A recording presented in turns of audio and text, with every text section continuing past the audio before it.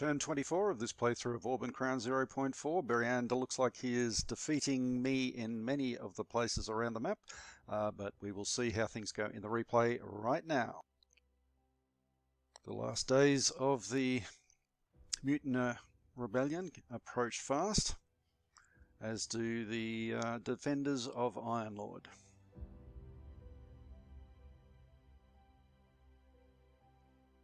They have done a sterling job, and I hope they escape into the mines underneath the mountain. And this is also annoying. But what can you expect when you park your boats outside a port? They're going to try to run the blockade at some point. And the ancients continue to lose territory, lose settlements, and retreat out of cities which are keeping them alive.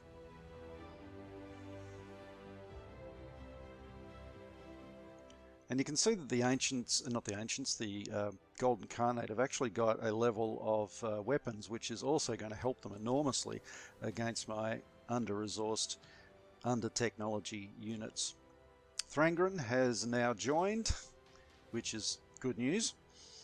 Every little bit helps. Alright, so we saw that in the replay, lost those 2 units. Iron Lord surrendered, Thrangren became an ally, very good. Alright, so we get a new galleon with air creatures on board. So there is an air component to these naval units now. That's why they have that different colour, and there's also an asterisk in their name just to indicate that they are air units. So they are of course the equivalent of the carriers and escort carriers that you find in war in Europe. Right, new galley. Fantastic. Don't need it, but I do need the dwarves. Let's hang on, what have we got here? Dwarves and veterans. Alright, so yes, where to put them? I think I will bolster these defenses just a bit and put the veterans in first in Consulus and the dwarves in Murtash. Hopefully they'll get a bit of their readiness back before they get attacked. It's probably not going to help a lot. These guys over here had been there for turns and turns and still were taken out very easily. And I'll continue to prepare for attacks against Guartenheim. By the time I get to make these attacks, of course, he's going to have replenished all of those fanatics, got a few more that are willing to sacrifice their lives, and I'll probably face the same problem as last time, but hopefully this time I might have more units and better technology. Now, I don't want to get ahead of myself. Let's go to Angnord and see what they're up to.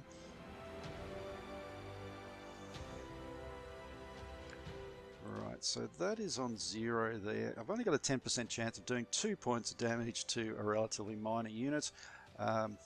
I'm just going to, at this stage I think, give up on that one.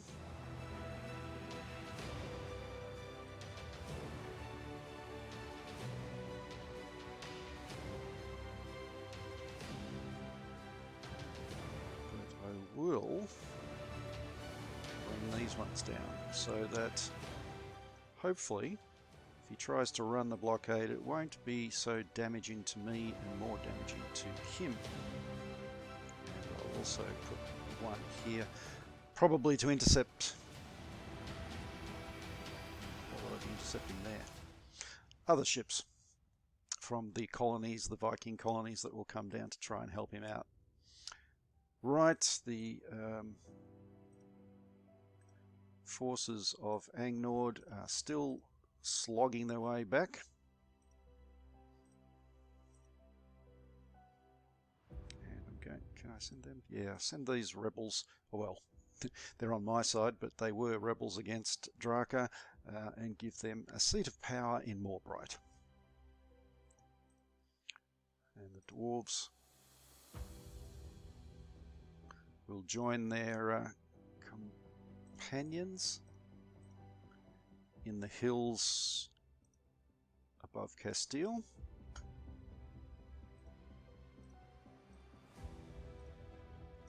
I'm not going to upgrade them at this stage. I'll just wait a little while for that. Also have this ship here that I might be able to do something with. Put it in there to be refitted. 303 gold pieces for Angnord. They are on 1550, so I can certainly use it and put it into, I think, into charge. It's about time that the cavalry units were able to attack more effectively. That leaves 103 in the treasury for next time.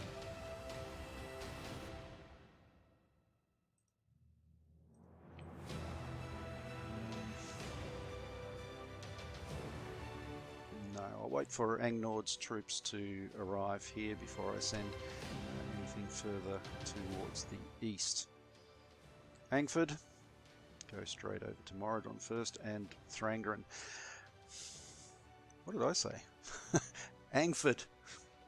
Anyway, down here, let's start moving.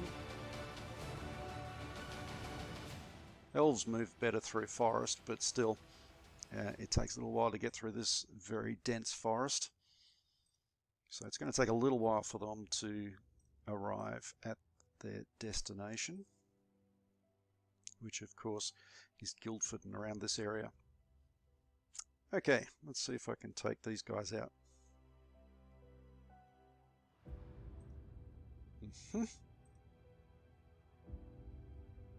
Alright, I see. So he's moved units from Transmorodonia out this way, including a leader, so that means that he's a bit serious about it.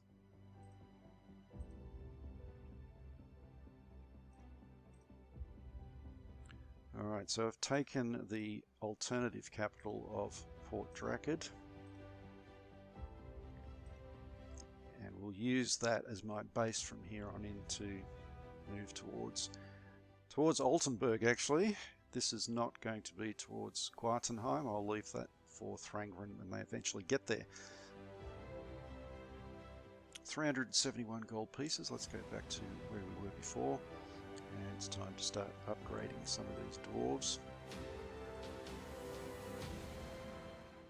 They're going to be campaigning for quite some time because they don't actually leave the war like the elves did from Beegwood until Mermont is defeated, and that takes a while because Mermont has got a number of alternative capitals all the way up to La Rochelle in the north here.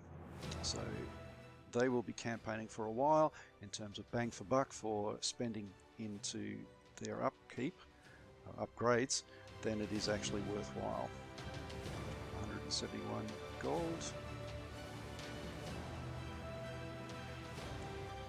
And that should do. Poor ancients, well, we were over here before. Let's just see what we can do here. Next to nothing. Hold out for another turn or so.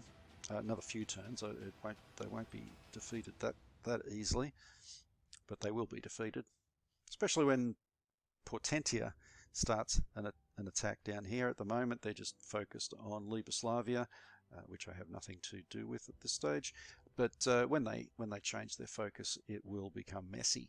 211 gold pieces. Probably not going to put anything into research. I could buy an infantry unit. That might be worth doing. In fact, I will, because they take less time to actually get onto the field. Malkan, 224 gold pieces. Just going to move up to the river here. And Silk Sultanate will just stay where they are. 224. Yes, I can. I haven't got any research in there. I could wait for magic. Said I was going to do that before, I think. So I will continue waiting for magic. 320.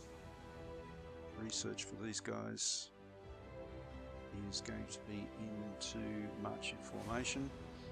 Definitely going to need that. Magic's not far away for them. I think leadership, I need to get them ready to support the units better when they do start attacking. I've seen in other games that the players will take these units out of the Tribal League and use them often to support the attacks, to support the defense, I should say, of the Ancients. That's a good tactic. In my case, I have decided not to do that because I'm testing it to see if it's really would be a good thing for me to do. Probably would be in this case. Looks like the Ancients are going to fall fairly soon. Let's not labour that. Bit of a look around, see if I can find anything to attack up there. Meanwhile, I will continue to upgrade my navy here.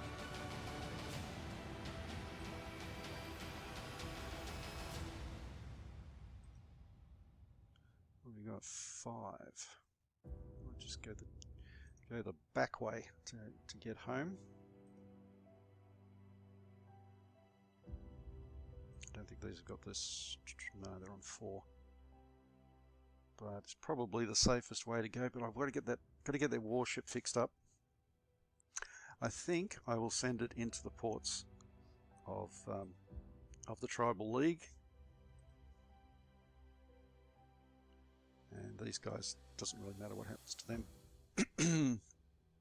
Don't tempt their families, I said that. Alright, so 224 for Malkan. I said I was going to wait for Magic. 120 left for the Tribal League. Let's have a look at their diplomacy situation. Full diplomacy there. 1 point that could go into nothing. There's nothing that I can put any diplomacy into here. These guys got not enough coin. Let's go back there. Sinai already mobilized, so we'll have a look at them. 1 chit, good, and I'll put that into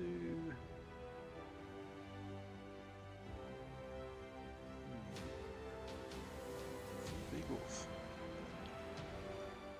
So even though the elves get back into the war again, they're not going to be of any real use unless their forest comes under direct threat. But by the same token, they do provide gold pieces. So right there, they've provided a useful contribution to the war effort. And Inford, try to get Daneberg inside. Sea Princes here. And 8 gold pieces is not enough for another one. Okay, that will do for now. Daneberg has moved, 18%, good. Sea Princes 10, nice. And we've been intercepted along that trade route to the Angford merchants. Espionage has moved up to 47%. I think that's Ang Nord.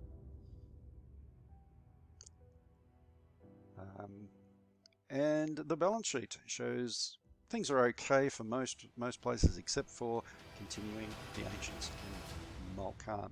Okay, that's where we'll leave it for this turn. Thank you for watching. See you next time.